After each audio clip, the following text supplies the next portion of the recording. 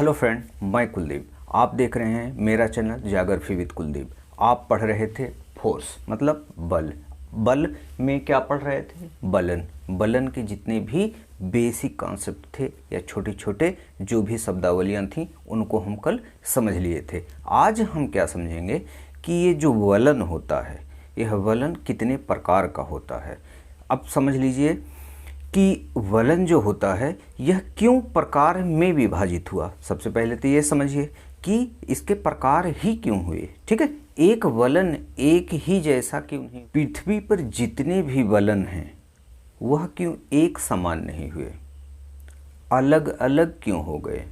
जितने भी वलन हैं, इसका मतलब हम वलन के जब प्रकार पढ़ रहे हैं तो ये तो श्योर है कि वलन एक टाइप के नहीं होंगे, वह अलग अलग ही होंगे।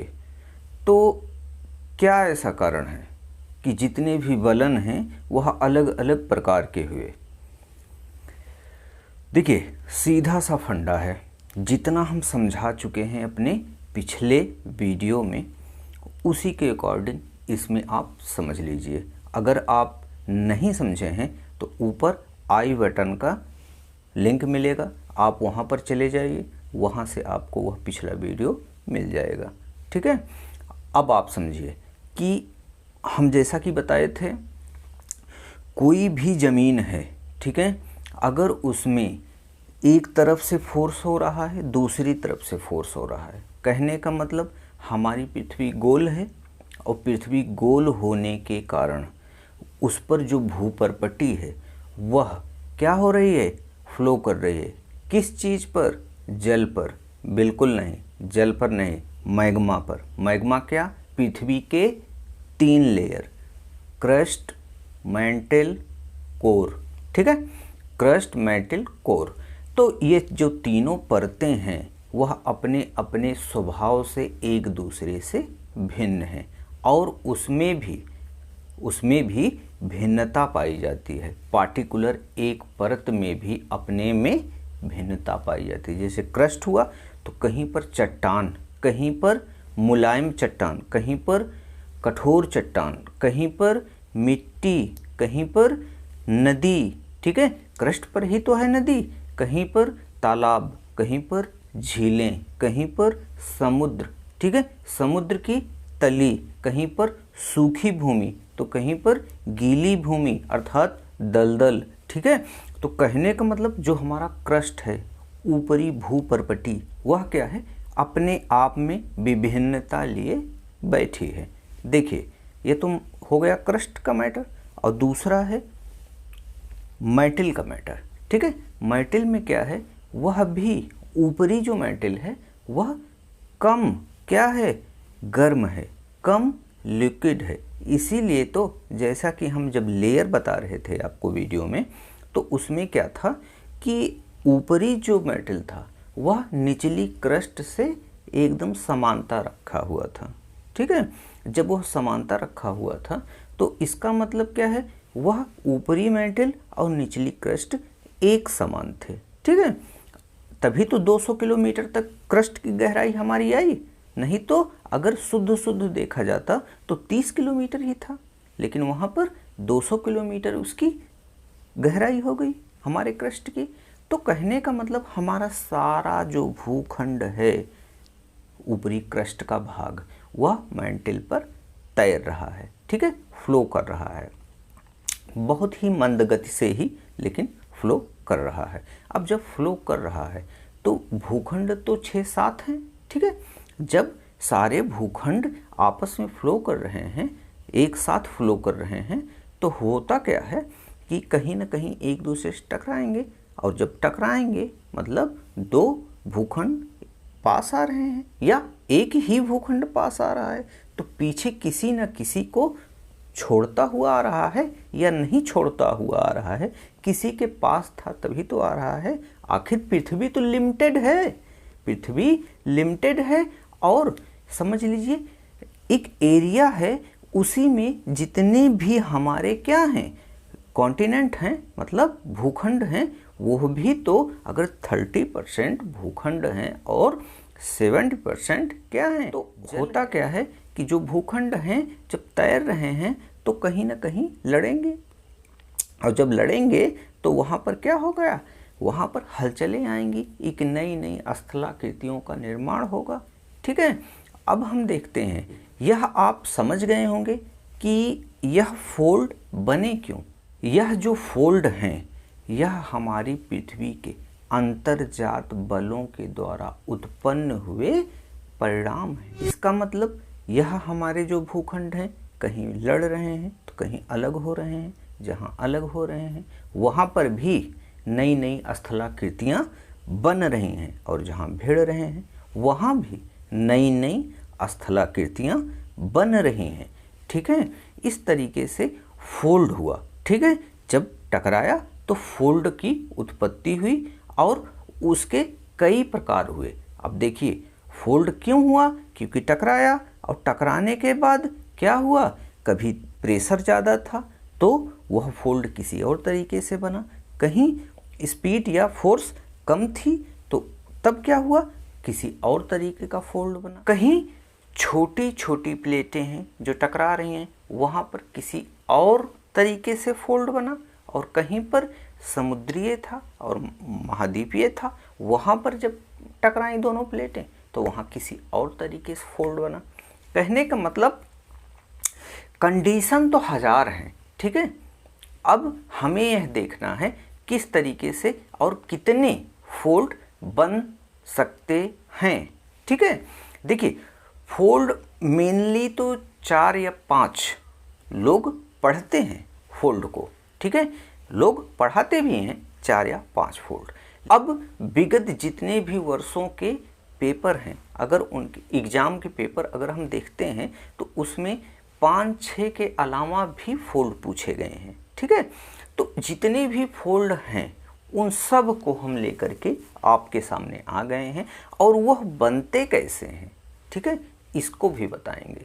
देखिए हम जो बताते हैं वह इस तरीके के बने हैं यह नहीं बताएंगे। देखिए हम सिर्फ बताएंगे ही नहीं, उसको प्रैक्टिकल करके दिखाएंगे कि ऐसा होगा तो ऐसी स्थलाकृतियाँ बनेगी, मतलब ऐसा ही फोल्ड बनेगा। ठीक है, अगर आप इसको देख लेंगे और समझ लेंगे श्योर है आप कभी भूलेंगे नहीं, या आपके दिमाग से ये सब चीज़ें कभी निकलेंगे ही नहीं। देखिए फोल्ड, जितने भी फोल्ड हैं इसको पढ़ना बहुत ही रोचक पूर्ण बात है।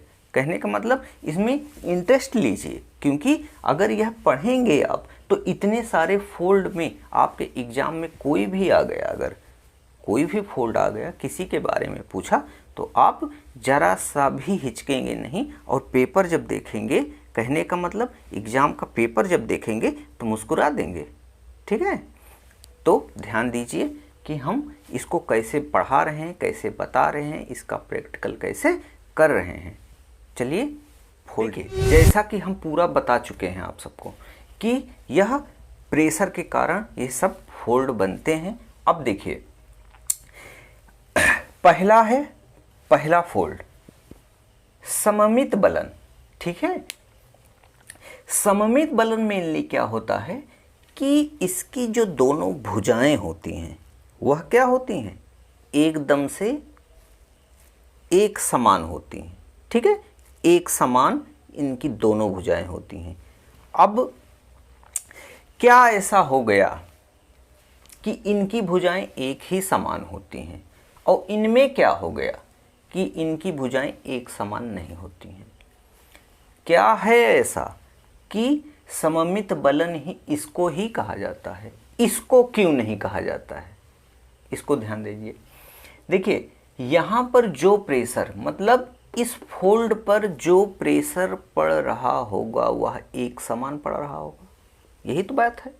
और कौन सी बात है, अगर एक समान प्रेशर दोनों साइड से, ये इस मार्कर पर एक समान से हम प्रेशर डालें तो ना ये इधर जाएगा ना इधर जाएगा।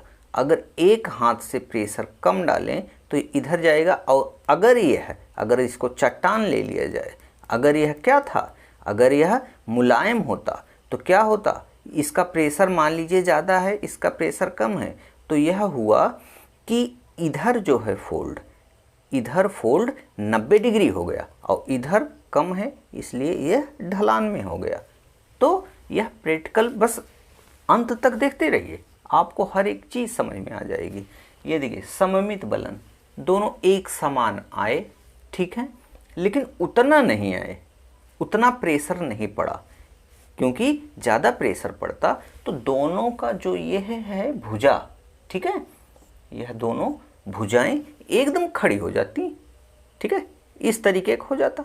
लेकिन ये इस तरीके का है, इसका मतलब क्या है, बहुत ज़्यादा प्रेशर नहीं पड़ा, बस हल्का प्रेशर पड़ा या बेंड हो गई, ठीक है, इसको ध्यान दीजिए। यह है सममित बलन, ठीक है, सिमेट्रिकल फोल्ड, ठीक है, इसको याद रखिएगा, सिमेट्रिकल फोल्ड। अब देखिए दूसरा क्या है, दूसरा है असममित बलन।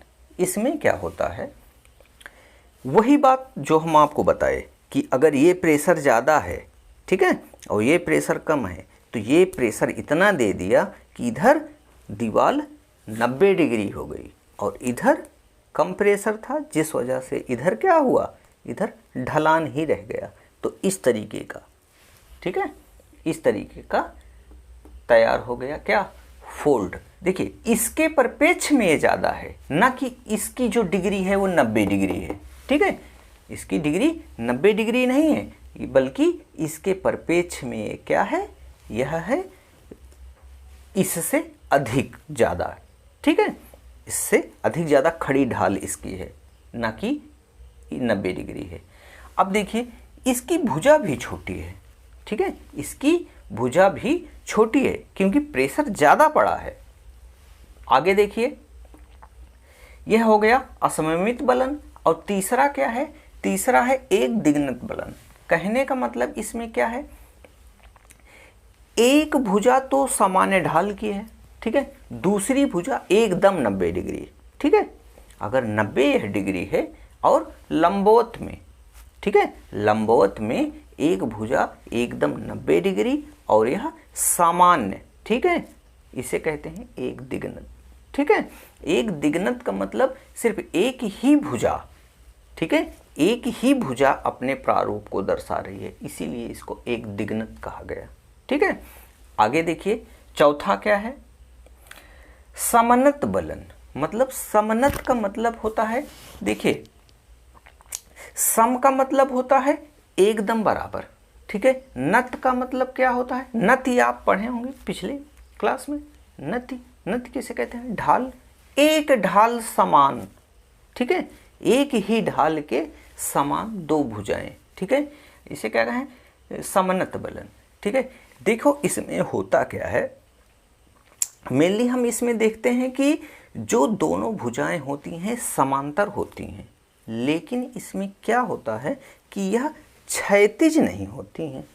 मान लीजिए ये देखिए, ये, ठीक है, ये मान लीजिए हमारा हाथ जो है यह क्या है, समांतर, ये भुजा और यहाँ तक पूरा समांतर तो है, समांतर है, लेकिन यह एकदम क्षैतिज, क्षैतिज का मतलब ये, ठीक है, इसकी तरीके से यह नहीं है, इसके तरीके से।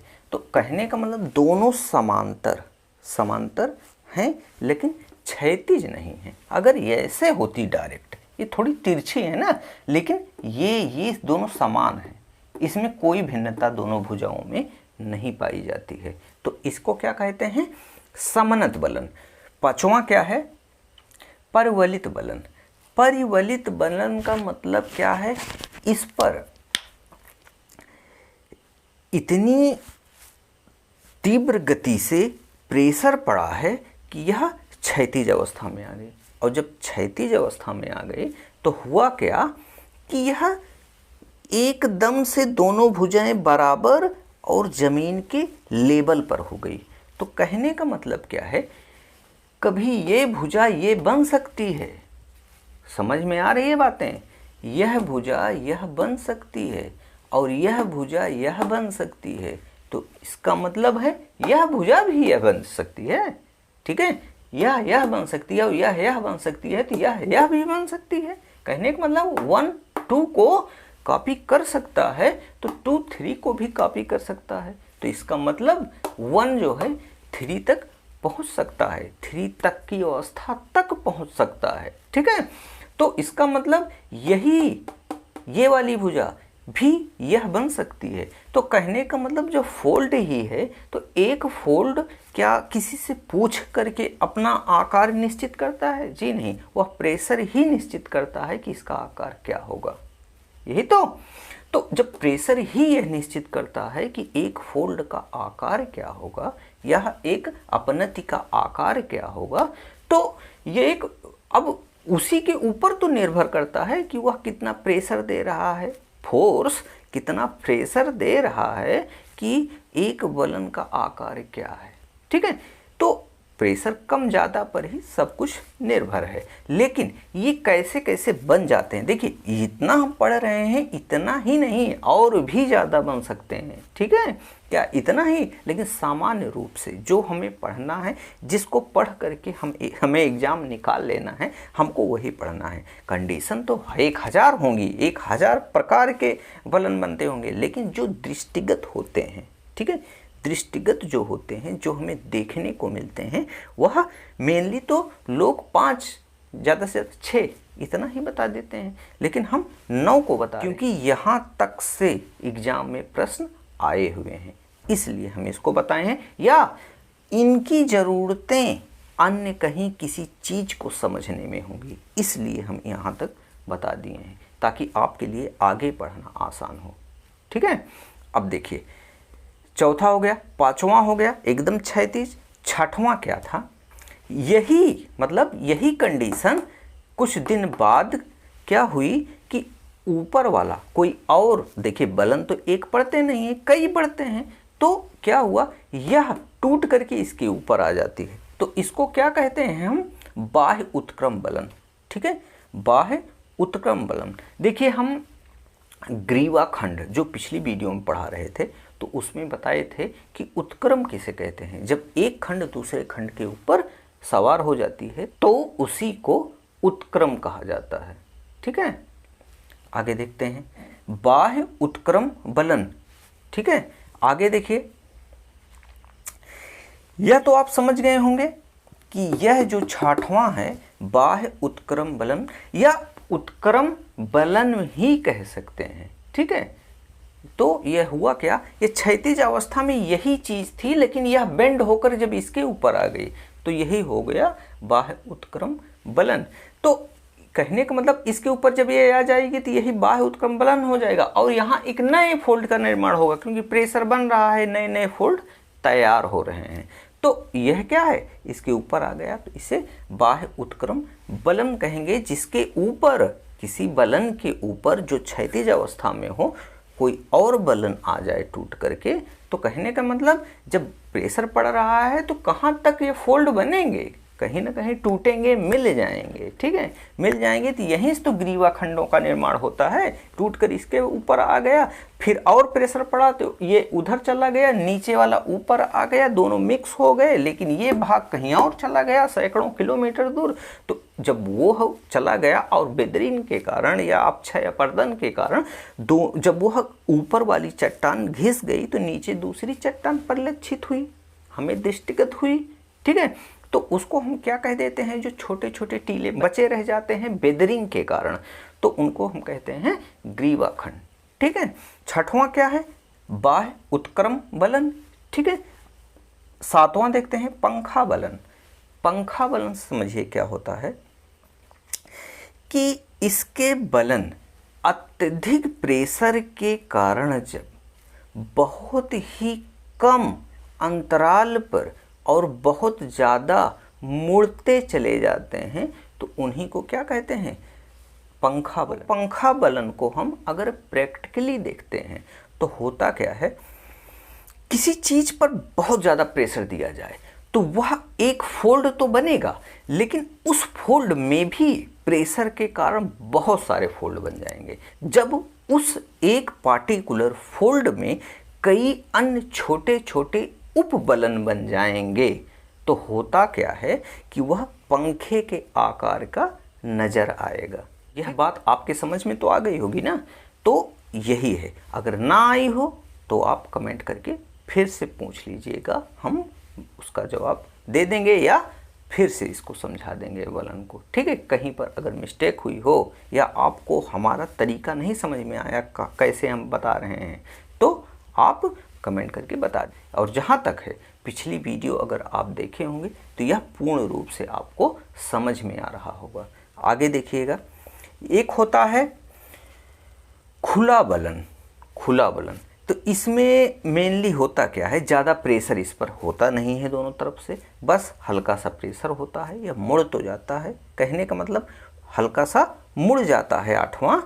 ये देखिए आठवां मुड़ जा रहा है, लेकिन यह 90 और 120 डिग्री के बीच में इसके क्या होते हैं, झुकाव होते हैं। ठीक है, जिसके कारण से इसे क्या कहा जाता है, खुला बलन। इसमें कोई बॉन्डिंग ऐसी नहीं है कि यह बंद हो एकदम से, ऐसे देखिए ऐसे हुआ। ठीक है, तो यह क्या है, खुला बलन, बहुत ना प्रेशर पड़ने के कारण ऐसा होता है। ठीक है, यह बलन। अगला बलन क्या है, ये देखिए इतना है 9वां, ये तरीके का। ठीक है, देखिए इसको हम किस प्रकार समझेंगे कि इससे थोड़ा अधिक प्रेशर पड़ गया, इन बलनों में अधिक प्रेशर पड़ गया। ठीक है, अधिक प्रेशर पड़ने से यह क्या हुए कि 90 डिग्री से कम अर्थात न्यून कोण जिन फोल्डों का रहा हो, ठीक है, वह क्या कहलाते हैं, बंद बलन। ठीक है, क्लोज फोल्ड।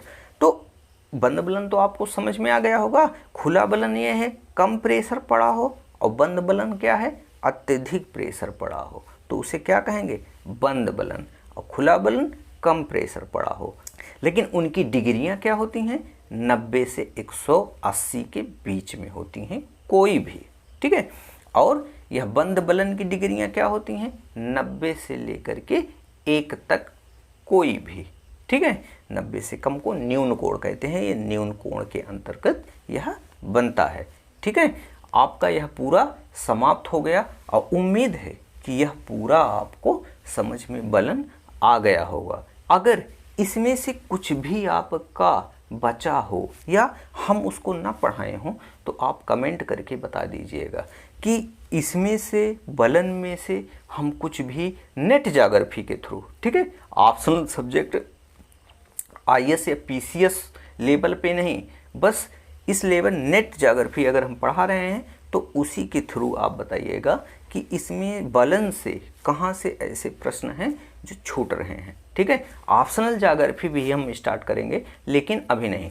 तो हम जब ऑप्शनल ज्योग्राफी पढ़ाएंगे तो इसको बहुत ही ज़्यादा विस्तृत तरीके से पढ़ाएंगे, ताकि उस पर आप 100-200 वर्ड लिख सकें बिना पढ़े। ठीक है, इतना आपके दिमाग में बलन सुनते ही आ जाए कि आप 100-200 शब्द किसी बलन पे या बलन की प्रकृति पर या इसके पूरे जितने भी फैक्टर हैं उनमें से कुछ भी आपसे पूछ लिया गया।